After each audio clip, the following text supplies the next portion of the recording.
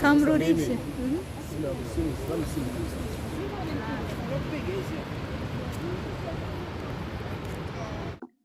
Hello dears, natumaini mko poa kabisa na mnaendelea vizuri. Kama wewe ni mara yako kwanza kupita katika chaneli hii, naitwa Esther Moshi na kuomba usipite bila kusubscribe, like, share and comment hapo chini, kwani kwa kufanya hivyo utakuwa umenisupport kwa namna moja au nyingine na kufanya chaneli yangu hii iendelee kukua siku hadi siku. Na kama wewe ni mwenyeji, basi endelea kubaki hapa hapa kila ninaposhare video mpya. Na video leo nilisafiri kuelekea kule mkoani Njombe, wilaya Makete, lakini nilitumia usafiri wa treni. Usafiri huu mimi kwangu ndo ulikuwa mara ya kwanza kabisa, sijawahi kusafiri na treni.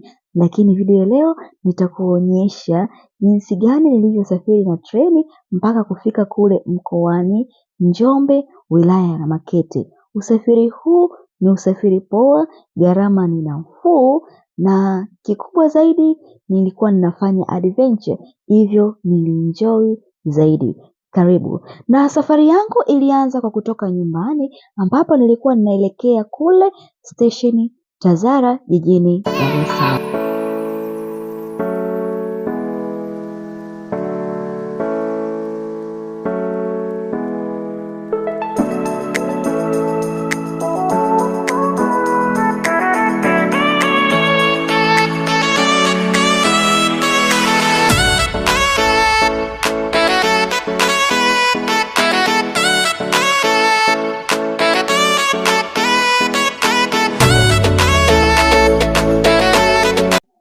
Na hatimaye nikawa nimefika stesheni ya Tazara, ambapo treni yetu ndiyo inaanzia hapa stesheni, inaelekea kule mkoani Njombe, wilaya Makete, ambako mimi ndipo ninaposhukia, lakini treni inaelekea Mbeya.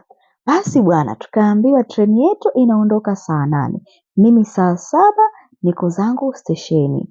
Nikakaa saa 7:30, saa 8, 8:30, saa 9, treni ikawa haijaondoka na stesheni tu pako tu, watu wanakaa hawaelewi. Basi mimi huyo nikaondoka zangu, nikaenda kuuliza wale wahudumu, jamani, treni imeniacha au vipi? Maana nikajua labda nimeachwa na treni, na wahudumu wakaniambia treni imepata hitilafu, kwa hiyo treni inabadilishwa na hivyo tutaondoka saa 12. Oh my god.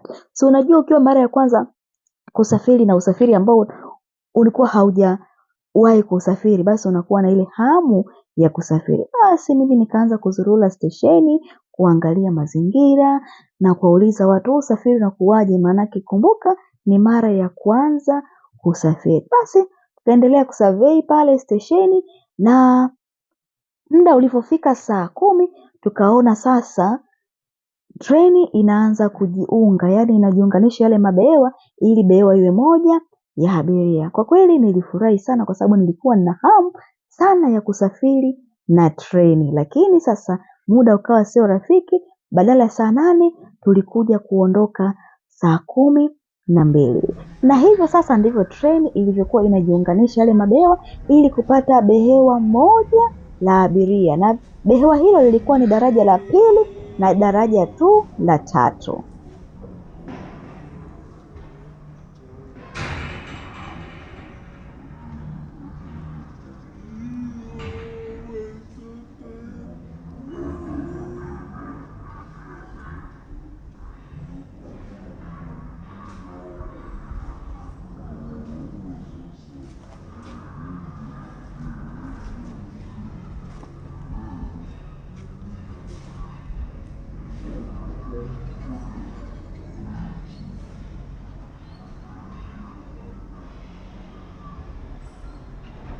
Na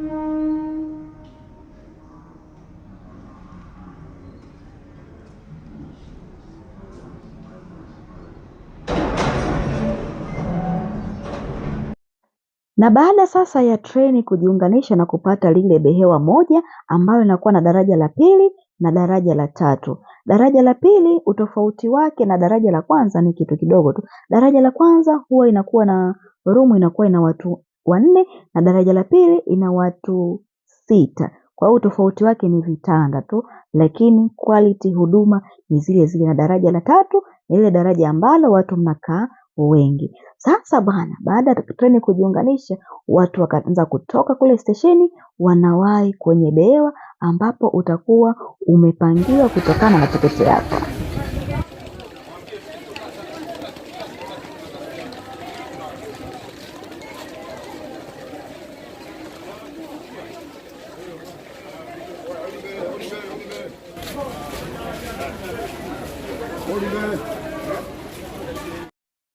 Na mimi huyo tayari nimeshaingia ndani ya treni ambako mimi nilikata daraja la pili. Hivyo sikutaka kule changanyikeni, nilikuwa nataka nipate muda wa kupumzika na kuenjoy. Na hivyo niko ndani ya treni.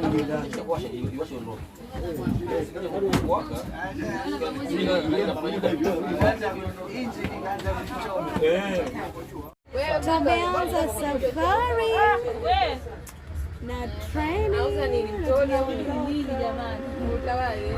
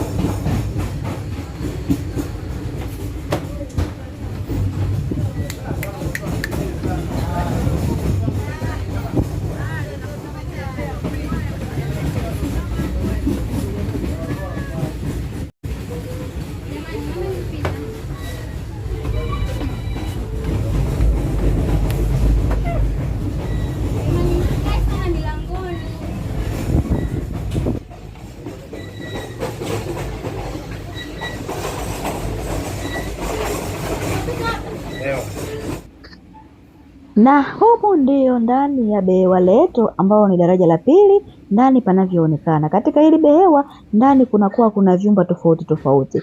Hivyo mnapangiwa kutokana na jinsia yenu. Hamuwezi kuwekwa jinsia tofauti tofauti. Kwa mfano wanawake ni wanawake, wanaume ni wanaume. Hivyo ndio vyumba, na mimi room yangu ilikuwa namba 2. Jamani, hii treni ndani ni nzuri sana. Na hivyo huo ndio muonekano ndani ya treni. Na treni yetu hapo sasa imechochea moto, inasafiri usiku kucha. Karibuni na muendelee kuenjoy. Lakini nikukumbushe, kama wewe ni mgeni katika channel hii, na kuomba usipite na mambo mazuri, basi subscribe kila ninaposhare video mpya uwe wa kwanza kuipata. Na muda ulipokuwa unazidi kwenda, na hapo sasa palikuwa pameshaingia usiku na nimeshaenda kuoga, nimebadili zangu nguo, na hapo sasa nitaenda kula chakula cha jioni cha usiku. Then nitaingia kulala kwa sababu muda ulikuwa umeenda sana. Na baada ya kula chakula nilienda kulala. Good morning. Nimeamka kwenye treni. Naendelea na safari.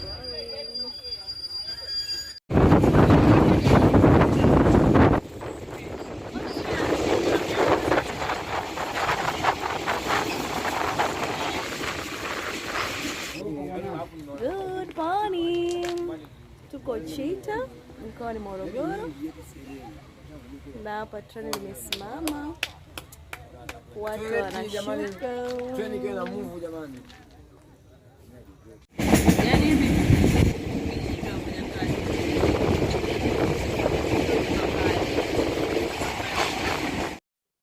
Na hatimaye baada ya kutembea usiku kucha, asubuhi yake kwenye mida ya saa 3 tukawa tumefika stesheni ya Mlimba mkoani Morogoro. Na tulipofika hapa watu walishuka na treni ikawa inajaza maji, lakini kwa bahati mbaya tukaambiwa kuwa treni itashindwa kuondoka kutokana mbele tuna treni ya mizigo imeanguka, hivyo imefunga njia. Na sisi tukaamua kwenda kutembea na kuangalia ni kivutio gani ambacho kinapatikana hapa Mlimba, huku tukingoja tupewe ratiba ya treni yetu kuondoka. Basi sisi hao tukaanza kuangalia hapo Mlimba maeneo ya station, na tukaona kuna vivutio vizuri ambavyo vitakuwa vinavutia na tukaanza kushangaa.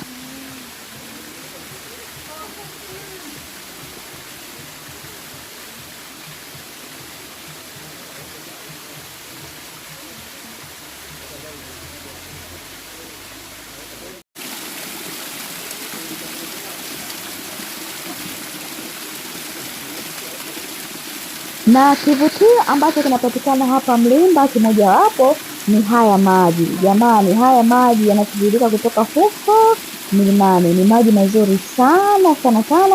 Basi sisi tukayashangaa, tukayachezea maji ili kusogeza muda uende. Na ilipofika saa 8 tuliambiwa treni yetu itaondoka saa 12 jioni. Kumbuka tuko hapa toka saa 3. Basi sisi tukaanza kucheza mziki hapo stesheni kwa sababu tulikuwa tumebeba redio, tukaweka zetu mziki na kuanza kuselebuka ili muda uende.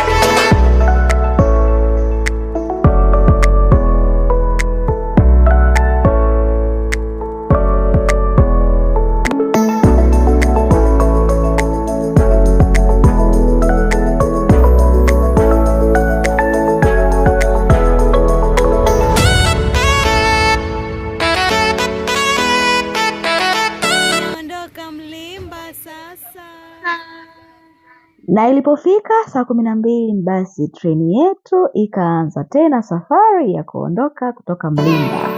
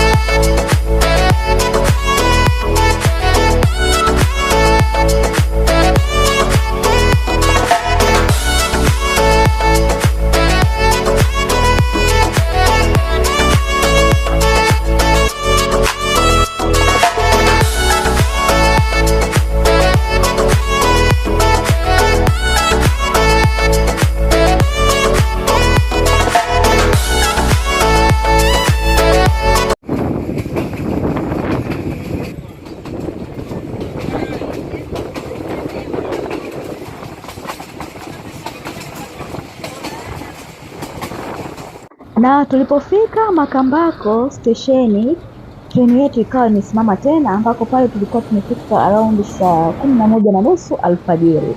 Treni ikasimama tena, ikawa inaweka kituo pale na ikasema itachelewa tena kuondoka. Kwa sababu sisi tulikuwa tunashuka kituo kingine, tukasema tushuke tu hapa Makambako tuchukue basi, kwa sababu muda utakuwa unaenda na kule tayari tunapoenda tutakuwa tumebuki sehemu ya kufikia, hivyo tutakuwa tunaenda nje ya ratiba. Na kumbuka ratiba yetu kaa Njombe ilikuwa ni siku 4 tu, na hivyo sisi hao tukaenda zetu kupanda zetu basi, kwa sababu kutoka hapa mpaka tunapoenda ni kituo kimoja. Basi tukaenda zetu sehemu ya kupanda mabasi, tukasubiri gari ije tuchukue na iweze kutufikisha huko sisi ambako tunaenda kutembea. Basi enjoy pamoja nami. Baada ya kupanda gari, tulianza tena safari yetu hao kuelekea sehemu ambayo sisi tunaenda. Kumbuka safari yangu hii ilikuwa ni adventure, ambako dhumuni kubwa ilikuwa ni safiri na treni, lakini ilikuwa tunaelekea sehemu inayoitwa Mpanga Kipengere. Basi sisi hao tunaelekea Mpanga Kipengere. Wow! Na tukafika Mpanga Kipengere game reserve kama panapoonekana, na hapo ni getini. Tukawa tumesimama tunasubiri kufunguliwa mlango ili tuingie ndani na tuanze safari yetu ya kilichotuleta hapa. Baada ya kufika sehemu hiyo ndio inayoonekana hapa. Hapa ni Mpanga Kipengere ambako sisi tutalala hapa. Hizi ni apartment ambazo tumefikia. Jamani, apartment ni nzuri, patulivu, yaani ukikaa hapa unasikia tu sauti za ndege, hakuna makelele, so yaani unaenjoy. Baada ya kufika hao, kila mtu alishuka kwenye apartment yake ambao tumefikia, na tukaanza kuoga kwa sababu kumbuka tulitoka kule Makambako alfajiri. So tulipofika hapa tukaoga, tukabadilisha nguo. Kwa hiyo shughuli zetu sasa zikaanza hapa kuelekea sehemu nyingine. Kumbuka Mpanga Kipengere kuna maporomoko ya maji, kuna vivutio vingi ambavyo vinapatikana hapa. So sisi kivutio ambacho tutaenda kutembelea kuanzia hapa Mpanga Kipengere ni tutaenda kuangalia maporomoko ya maji pamoja na mapango ya Mkwawa. Basi enjoy mazingira unavyoyaona ndio hayo. Basi nikukumbushe tena, kama we ni mgeni wa chaneli hii, na kuomba mno usiache kusubscribe, like, share and comment hapo chini. Je, umependelea video zangu za kusafiri? Basi kwa kufanya hivyo utakuwa umenisapoti kwa namna moja au nyingine na kufanya chaneli yangu iendelee kukua siku hadi siku. Kama we ni mwenyeji, basi endelea kubaki hapa kila ninaposhare video mpya.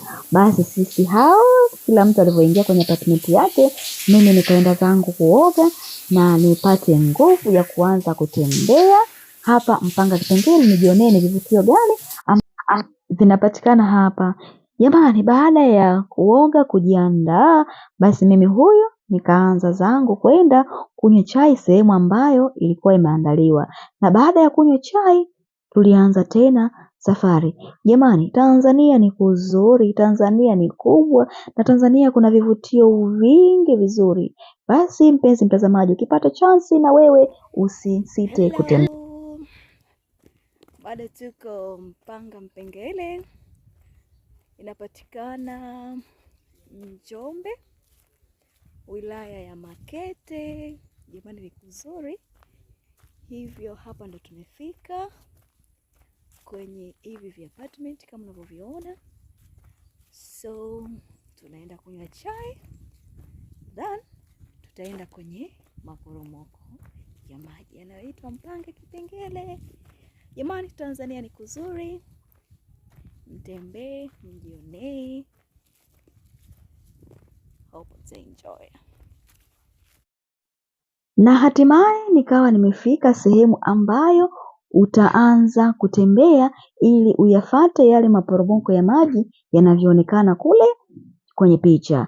Na hii sehemu ni sehemu ambayo inakukaribisha kuwa umefika kwenye maporomoko ya maji yanayoitwa Kimani. Baada ya hapo sasa utaanza kutembea kuyafuata hayo maporomoko ya maji. Utatembea kwa miguu, ni mbali kidogo.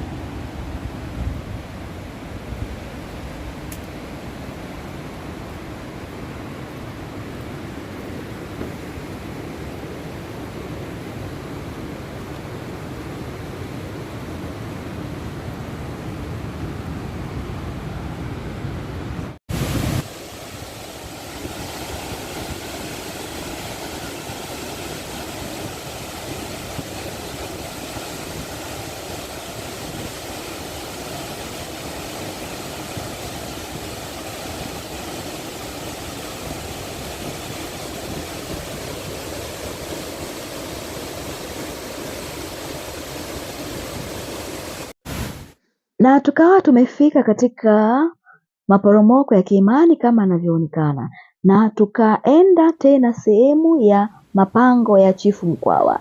Sharti la hapa bwana ni lazima uombe kuingia ndipo ufunguliwe. Hivyo tour guide wetu aliomba mzimu kama unavyomuona hapo kwenye picha, na baada ya hapo unaruhusiwa kuingia.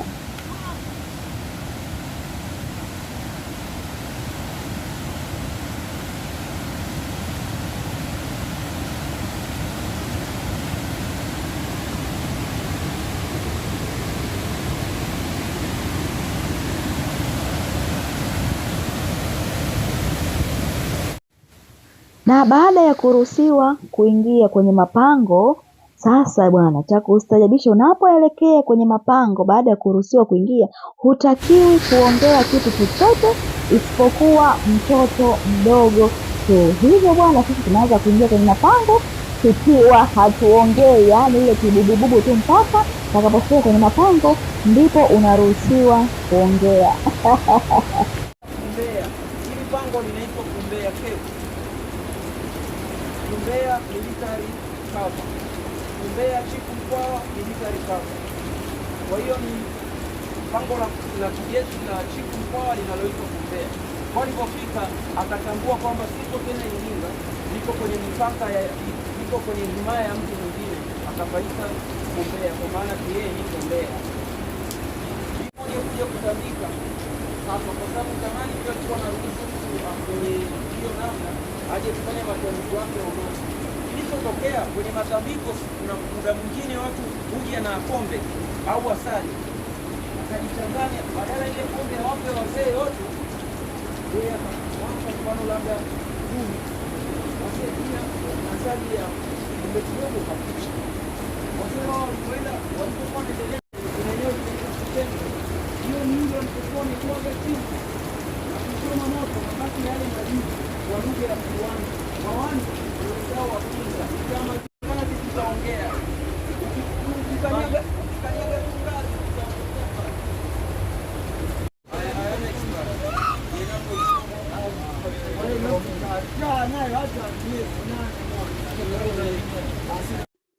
Na baada ya kutoka kwenye mapango, tulienda zetu kuoga kwenye maporomoko ya maji yanayoitwa Kimani.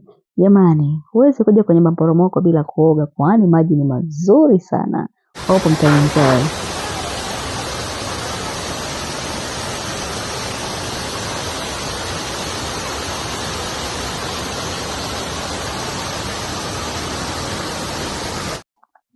Kivutio kingine kinachopatikana hapa Mpengere ni haya majani. Haya majani yanaitwa kamrudishe, ni majani ambayo yako hapa hapa Mpanga Kipengere, na kazi ya haya majani yanarudisha mahusiano yaliyovunjika, mahusiano ambayo hayaelewani, mahusiano ambayo hayaeleweki. Basi ukitumia haya majani, mtu wako au mkonga moyo wako anarudi, lakini tu huyo mtu wako, mke wako, mpenzi wako asiwe mume wa mtu au mke wa mtu. Ndio masharti ya haya majani. Na haya majani kwenye kuyatumia tu utayashika, kisha utajipangusia kwenye mwili wako, usiachume, na hauruhusiwi kuondoka nayo useme utachukua shina ukapande nyumbani kwako. Hapana, utayakuta hapa hapa, kwani yako toka enzi na enzi. Na wengine wanasema waliofanya hivyo walifanikiwa kuyarudisha mahusiano yao ambayo yalikuwa hayaeleweki, walifanikiwa kurudisha wapenzi wao ambao walikuwa wamewakimbia na wakarudi kabisa. So haya ndio kivutio kingine kinachopatikana hapa Mpengere, majani ya kamrudishe. Basi endelea kuungana nami katika chaneli hii upate kujifunza mengi yanayopatikana hapa hapa Mpanga Kipengere. Lakini pia ni kusisitize wewe ambaye ni mara ya kwanza kuangalia chaneli hii, basi usisahau tu usubscribe chaneli hii, share, comment hapo chini kutokana na video zangu kama umezipenda, kitu gani tuboreshe. Kwa kufanya hivyo utakuwa umenisaidia kwa namna moja au nyingine kufanya chaneli yangu iendelee kukua zaidi na zaidi, na mimi kunipa moyo wa kuendelea kukuletea video nyingine na nyingine. Na kama wewe ni mwenyeji, basi pia endelea kukaa hapa hapa kila ninaposhare video mpya. Basi tumsikilize tour guide wetu kwa maelezo anayotupa kutokana na haya majani. Sio binadamu. Kikawaida huu mmea unapotumika kwa kunuia. Sawa? Na wakati unamnuia, huyo mtu anayenuiwa anatakiwa na sifa gani? Lazima awe mkonga moyo. Anayekuzuzua.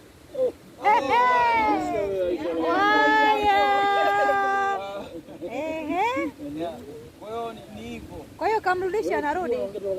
Nikinuia anarudi. Nisikilize vizuri kwa sababu huwezi kunuia tu haraka. Kuna step za kunuia. Yes. Lazima umnuie mtu ambaye ni mkonga moyo, anayekuzuzua. Mkonga moyo. Yaani sio mtu ambaye usiki mchokozi. Sasa tu anakuchokoza sina hivi na hivi na ngoja nimnuie. Hamna kitendo. Haitafanya kazi. Kwa anayekuzuzua ndio utamnuia. Kwa hiyo na katika kumnuia anayekuzuzua huyo mkonga moyo wako, lazima umtaje jina. Hamadi. Mfano Hamadi.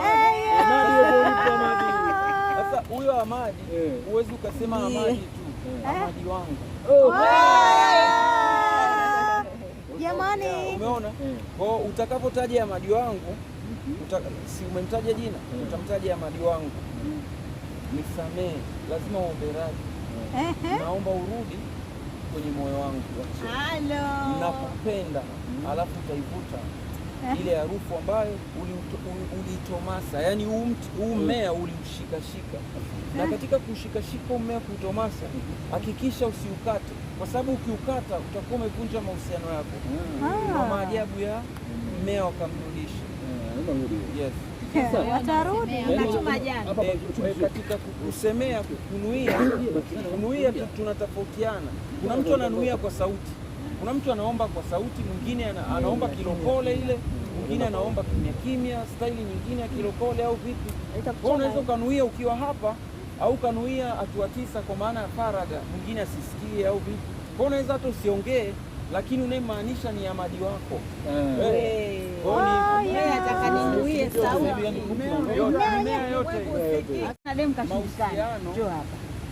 yaliyoparaganyika, na hayo mahusiano lazima yatoke kwa yule mkonga moyo. Mfano wazazi waliotuzaa sisi, kamrudishe inafanya kazi kwao kwa sababu ni wanandoa halali. Lakini mimi, mfano mimi Msajigwa, mimi sijaoa bado, sawa? Kwa hiyo kama sijaoa bado, ina maana lazima nina mlango wa kumtafuta mkonga moyo wangu, ama ninaye au sina, lakini na mlango wa kumtafuta. Kama simjui, nitatumia maji ya baraka kujitamkia kwamba anahitaji mahusiano ambayo yatanipa raha. Sasa kama ni ex wangu nataka arudi. Ex wangu nataka arudi. Alikuwa ex. Kamrudishe. Ex wako ulikuwa na malengo naye hasa? Mkonga moyo wangu. Ameoa? Hajaoa bado. Hajaoa. Atarudi kama ndiye mkonga moyo wako. Lakini kama kaoa, huyo sio wako. Haifanyi kazi kwa mtu ambaye kaolewa au kaoa, haifanyi kazi. Na kama kingine, majani yake usikate ili shina lake, usikate tawi. Ukikata tawi tayari umevunja mahusiano yako. Miguu tayari umeachika. Single black soldier, yani sina mwenza yoyote. Mimi kamrudishe haitafanya kazi kwa sababu sina mkonga moyo. Mpaka na maji mpaka mpate, akiondoka tumekarudisha. Niwe naye nimtambue, ndio itafanya kazi. Lakini hii inarudisha pia na kuboresha mahusiano. Kwa kuna watu ni wanandoa lakini wana mafarakano ya ndani kwa ndani. Lile fukuto ambalo aliishi alipoi, kamrudishe, huo inapoza na kutuliza. Wanarudi pamoja, wanakuwa na mahaba. Kamrudisha hiyo. Haya jamani, muende pale. Kwa hiyo mimi kama mimi nitaenda kwenye maji ya baraka kuomba tu niwe na mahusiano ambao unayataka. Na sio kwa kule umtaji jina. Kule unaomba tu mwanamke nahitaji. Naomba mwanamke ambaye atakuwa hapa jina nataja hapo. Unaruhusiwa kurudia maana sikuhitaji. Kwa hiyo sihitaji kutaja labda kama nataka Muhindi, Mzungu.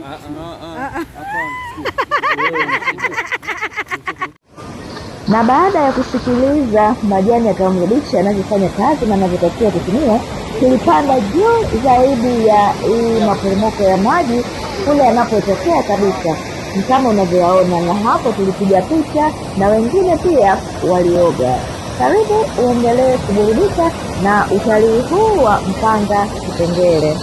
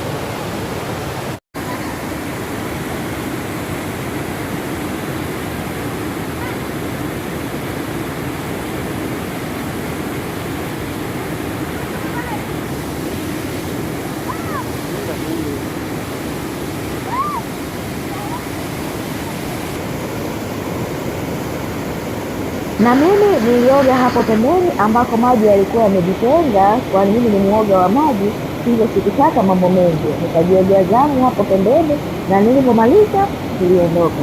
Nikukumbusha pia kama wewe ni mara yako ya kwanza, na kuomba usipite bila subscribe, like, share and comment hapo chini.